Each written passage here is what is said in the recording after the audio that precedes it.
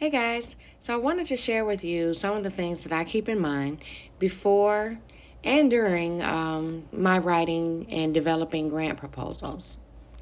So here are a few tips that I'd like to share. Tip number one, you are asking someone for free money. So it's best to be humble and know that it's not about your organization. Here's what I mean by that. Whether the funding is from organizations, banks, corporations, government, or foundations, funders want to see their money benefit underserved and underrepresented people or communities. So, when you're writing these grants, you want to talk about how your funding will be used. You want to explain how the grant funding will help benefit your target market and population and not your organization.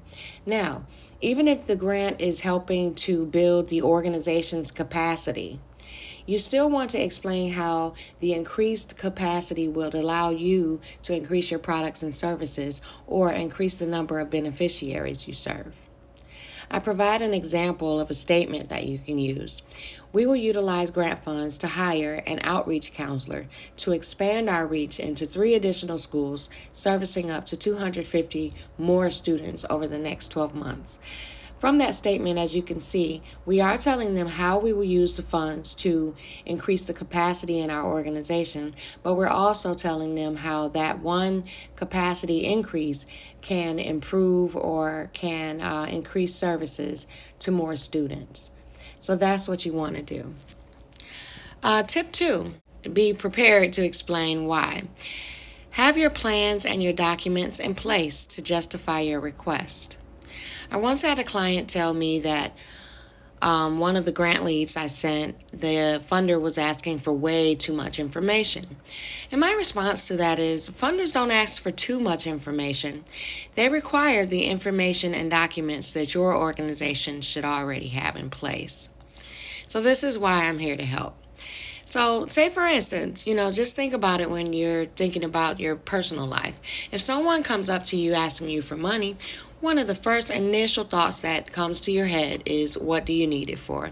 And this is exactly why funders have detailed applications, and this is why they require official organization documentation, because they want to know that you're legit. Here are a few other tips. As you request more in the grant amount, so if you go from requesting 10,000 to 500,000, the amount of the required information and documentation increases as well. Here's another tip. What is stated in the proposal is what you're expected to do. So please don't deviate without proper authorization. If you've applied for funding to help with supply equipment for your program, do not take that funding and use it towards staffing. That's not what you told them you were going to do. If you need to use it for staffing, make sure you contact the program officer associated with that grant. If you don't do this, the consequences could be bad. They could ask you for a repayment, and you could get a bad reputation amongst grant funders. They, just like us, talk.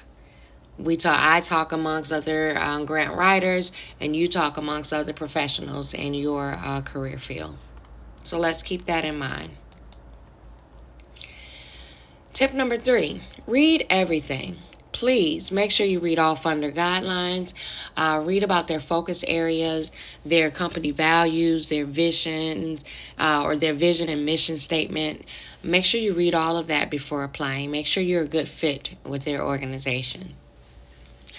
The last thing you want to do is to put in a ton of work to apply, and your organization is not aligned with the funder's requirements. So please don't rush. Make sure you read through the guidelines. Now, imagine that your organization provides homebuyer counseling to help renters get qualified to buy a home.